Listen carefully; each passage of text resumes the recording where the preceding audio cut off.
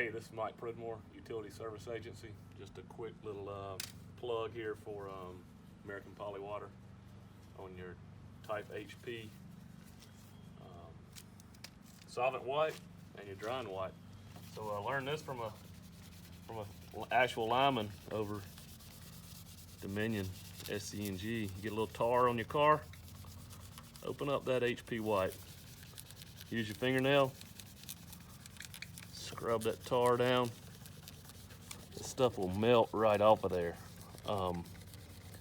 It's kind of amazing, actually. You won't be so scared to drive through tar anymore.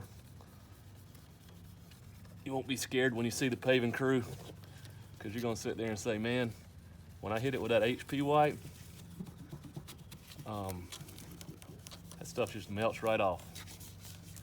And that's what, I mean, there's one wipe, 2 wipes, 3 wipes. Gives you an idea of what these wipes can do. Cleaning and prepping your cable, but they kind of multi-use as well for cleaning other things. And one is hard to get off tar thrown up on your side panel of your car when you've been out there burning up the road. So, Mike Pridmore, Utility Service Agency.